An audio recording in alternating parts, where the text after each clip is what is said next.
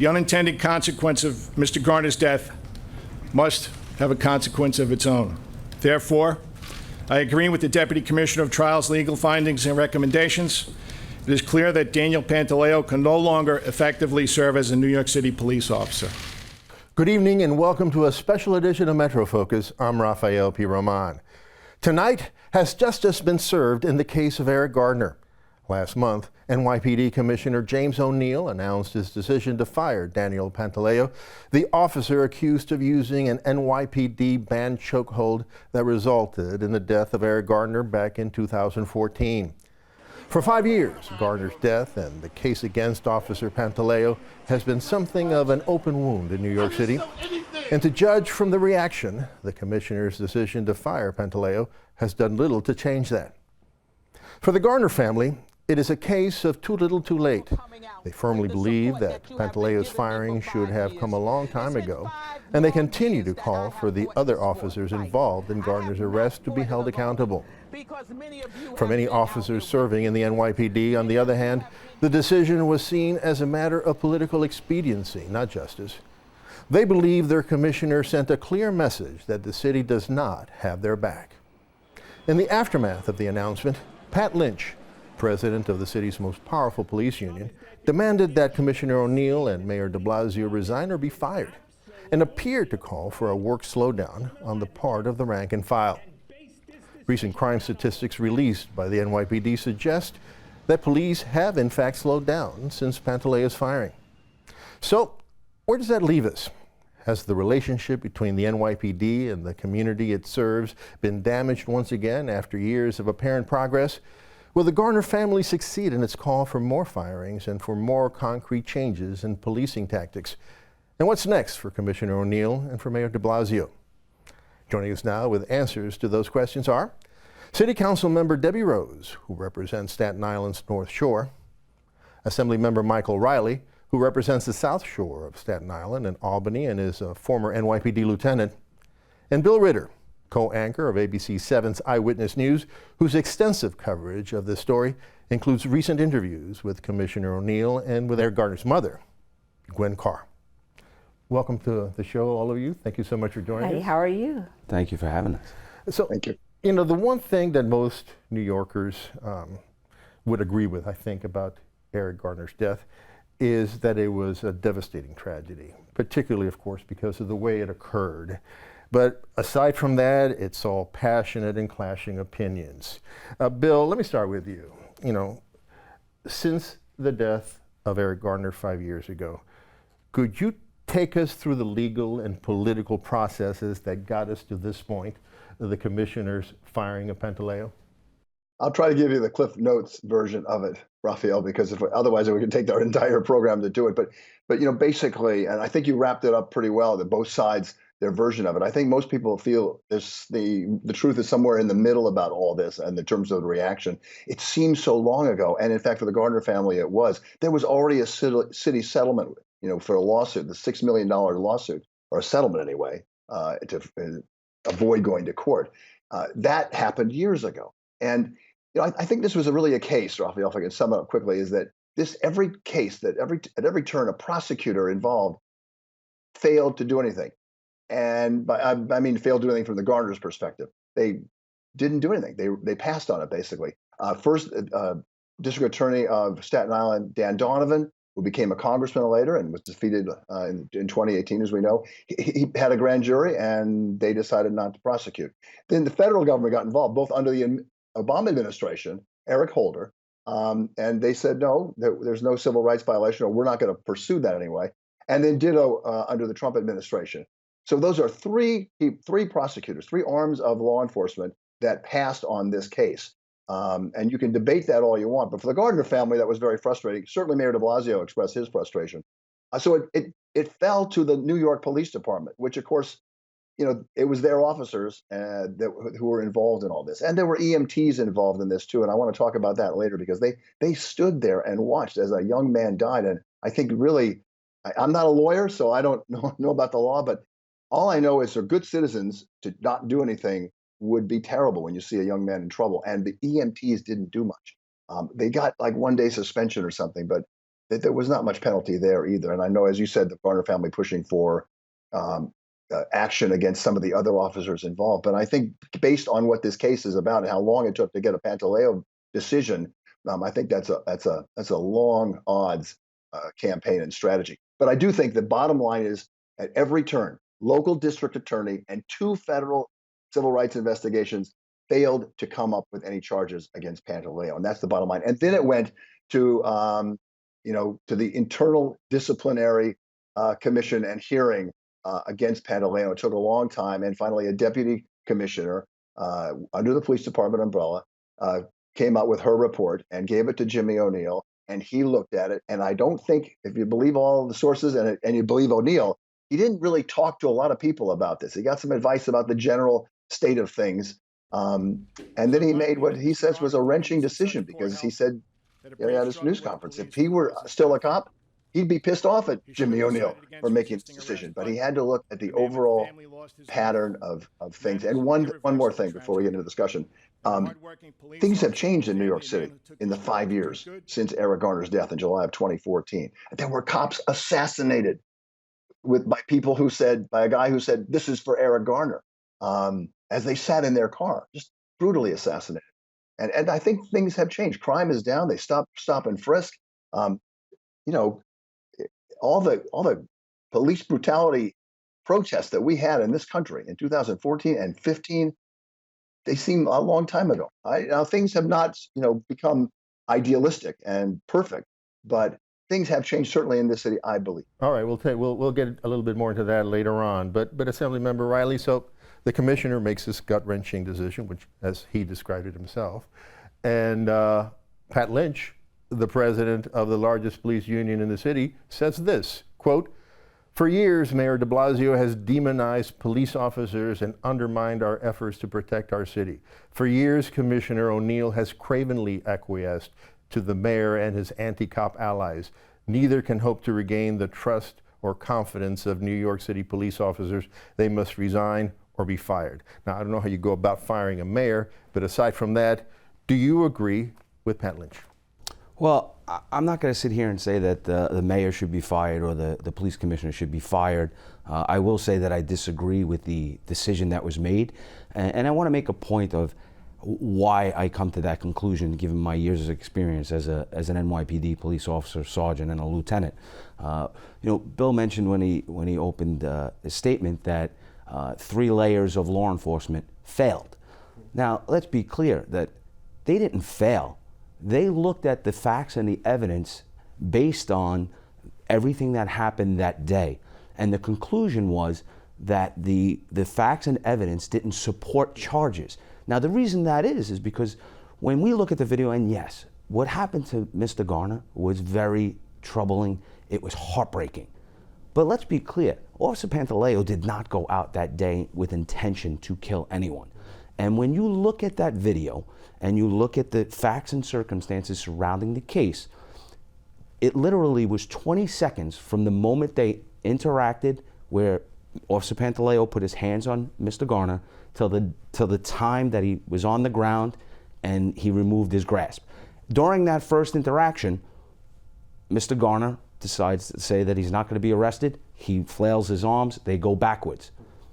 Officer Pantaleo and Mr. Garner hit that pane glass window behind them. Now, at that moment, Officer Pantaleo's arm is at Mr. Garner's chest. When they go back and hit the window, that's when his arm, Officer Pantaleo's arm, goes up to the neck region of Mr. Garner. So for me, watching that based on my experience, at that moment, that's why that hold was taking place. As they hit the floor, now you see that he's removing his arm. The point that I'm trying to make is, during Police Commissioner O'Neill's statement of why he's terminating Officer Pantaleo, he states that the trial judge in the NYPD advocate's office said that Officer Pantaleo should have readjusted his grip. 3 seconds. When you are involved in a struggle on the street and you're trying to place somebody under arrest, it's very easy to Monday morning quarterback after you're watching it. And this is the sad and we'll part. get into that in a moment, but I want to hear from you, Council Member. You actually think that the firing Officer Pantaleo should have happened a long time ago. Yes. How do you respond to what the Assembly member has just said? This is 5 years too long. It took 5 years before anybody decided to address the issue at hand. The issue was not that the officer went out to deliberately murder Eric Garner that day, but the issue was that he used excessive force. Mr. Garner was unarmed, and the fact is that he wound up using an illegal chokehold. And so he was charged with using with a violation of the patrol guidebook. And so It's not a violation of law. It's banned by the NYPD. It is banned. It's absolutely banned. There's no area where it's ever permissible. Officers have been trained, and they know how to respond in an instance without using the chokehold. And so this is an egregious use of force that wasn't necessary. Mr. Garner was an unarmed person. And he was saying that he couldn't breathe, of course. Who said, and to Assemblyman Riley's point about when they fell back on the plate glass window, the video clearly shows them on the ground, and Officer Pantaleo still has his arm around, compressed against Eric Garner's neck. Assembly member Riley, let me just ask this. Is there ever a moment, we understand, you laid out the case very, very well, that officers are in a dangerous and stressful situation, have to make spur-of-the-moment decisions. Is there any moment when an officer makes one of those spur-of-the-moment decisions wrongly that he or she can be criticized or punished, in your estimation? Yeah, that's a great point, Raphael. I want to give you an example of why the NYPD patrol guide is just that, a guide. Right? It doesn't always conform to what happens on the street. I'll give you an instance. For instance, let's say that there's in the patrol guide, it prohibits officers from shooting at a moving vehicle if no other force but the vehicle is being used. Let's say you're standing on the corner of West 50th Street and 8th Avenue, and there's a person in a vehicle, and he is looking to drive that car at you and strike you and kill you with no other force than the car. I'm the police officer on foot on West 50th Street and 8th Avenue. Would you want me to shoot at that car to stop him from hitting you? Let's be really clear, You probably would, but I'd be violating the patrol guide. And there are instances where, unfortunately, the patrol guide does not conform to things But that are happen there on the street. moments, really quickly, are there moments when, for example, in this case, an officer, under very dire circumstances, a situation, as some have described it, made the wrong decision and you need to punish him? No? Well, there's a difference between the mistake of the mind and the mistake of the heart, right? The heart's in the right place. He was trying to make an arrest.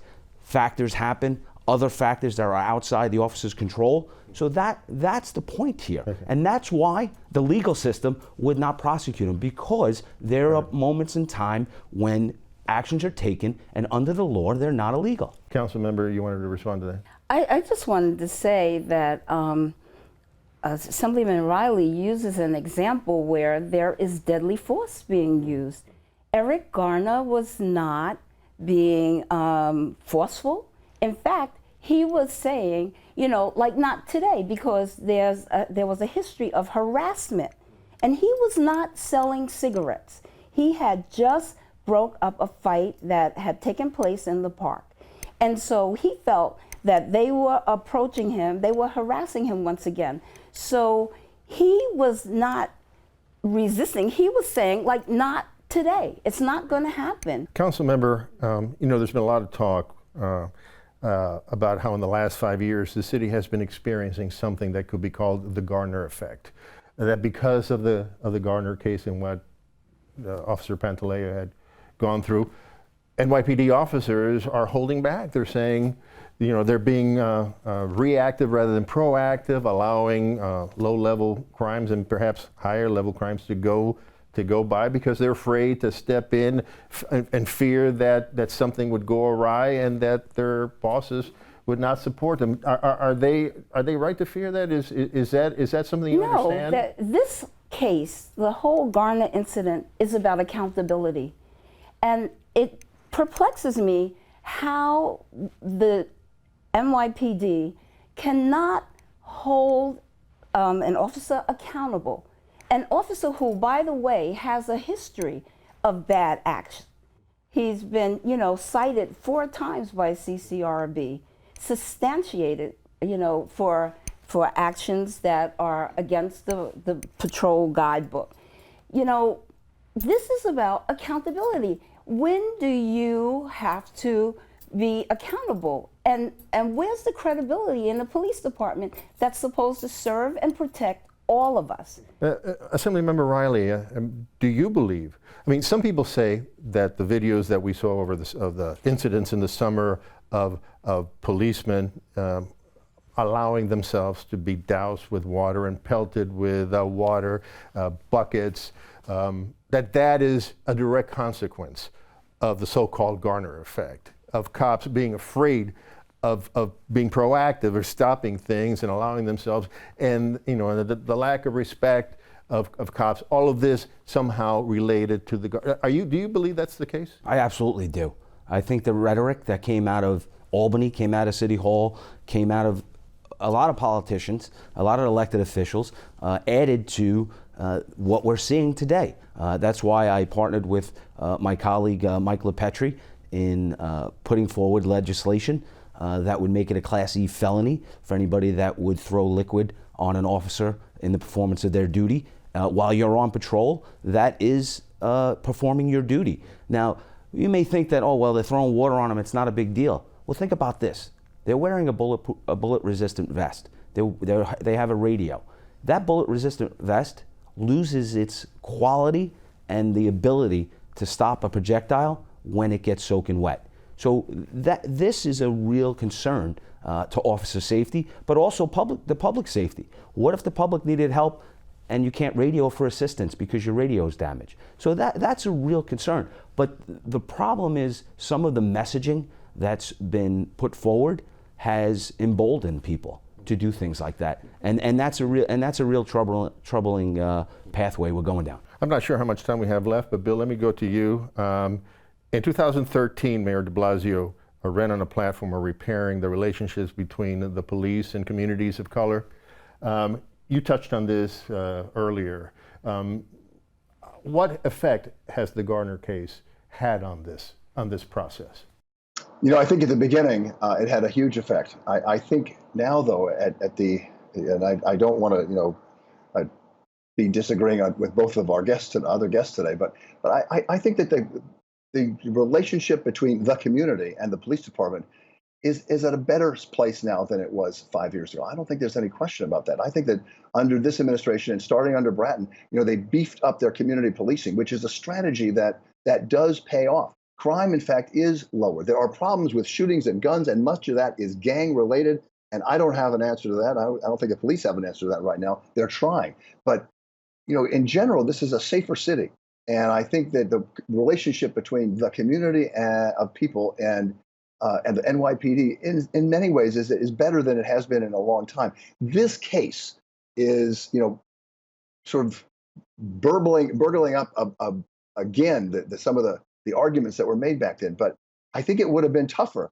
to be honest with you. And I suspect that this was in the commissioner's thinking if the commissioner had not fired Daniel Pantaleo. And what would have been the reaction then? And I think that would have been a different story. And I know the Garner family is, still upset and still wants to bring other people accountable. But I think this case is pretty much over in terms of the legal. And I think that it's time to get back into bringing this community together as much as we can. I'm not sure what Pat Lynch, and I know Mr. Lynch, he's certainly a passionate guy and hardworking guy, but I don't know what his strategy is. I don't think the police department really understands what his strategy is. Where's the end game here? You're not going to get the mayor to be booted out of office. And I'm not sure I really understand what the end game and what his strategy really is. I think that the figures that you cited, Raphael, about fewer arrests and fewer stops and everything else, I think that's going to go away. I think that most cops want to do their job and protect people, and I think they get a lot out of it. And I think the people they serve get a lot out of it too. And I think for the most part, there are the fringe elements on both sides, and I think that in the most part, New Yorkers want their police department to do a good job and protect them, and they want to respect them. And I do believe that. Councilmember, you agree? Absolutely. Raphael, in the 5 years that we were going through this, there was not one violent incident in Staten Island, where the home of where this whole thing started. We had protests, we had everything, and there was not any violence.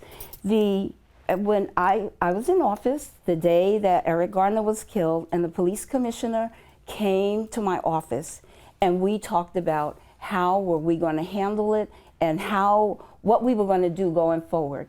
And he made me a promise then that he was going to revamp the training, and he did that. They trained, they did extensive training, they changed some of the dynamics of the training protocols, and we see that, and we now have community policing, and we have NCOs. And if you go in any community in my district that has NCOs, they are very pleased with that, with the partnership. There's a give and take, there's respect. So it's working. Community policing is working, and it is a better community in terms of the relationship since. Do you agree with that, Assemblyman? I do. I think, I will tell you that I do, Bill mentioned earlier at his opening about stop, question, and frisk. Speaking as an officer who came on in 1993, when we used to have to do stop, question, and frisk forms, it was a carbon copy where you had to actually write out and give specific reasons why you stopped the individual. Now, they moved to a checkbox form. And my issue with that was it became instead of the tool for public safety and officer safety, it became a measure of police officer activity. And that's where we went down the wrong path. So I do give the mayor credit for addressing that, and that has led to better cooperation with the community, better relations.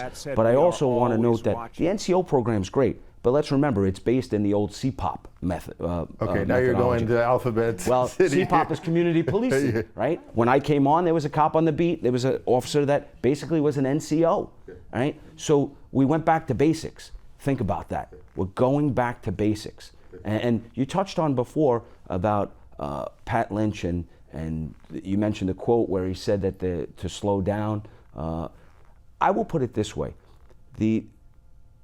When they talk about slowing down, they're actually police officers, the way they were talking about going by what the patrol guy says.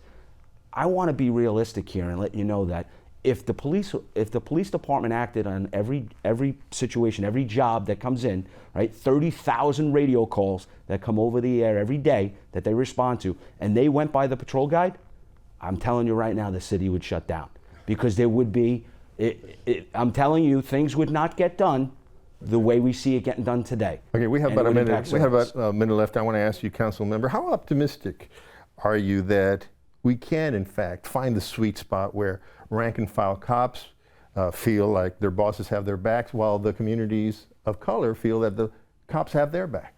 I think it's something that can be obtained, but we have to make sure that there's accountability. What the community is asking for is accountability.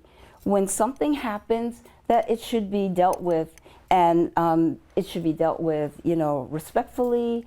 We want the same type of policing that we find in all the communities. And so I do believe that it's possible. We're moving in that direction, but it's going to have to be like, everybody's going to have to admit when they have some skin in the game, and they have to accept that they have made a mistake. I don't see there's any problem with someone saying, you're wrong and you pay. I'm a city council member. We have several city council members who have been sanctioned because they have not did their jobs and they acted inappropriately.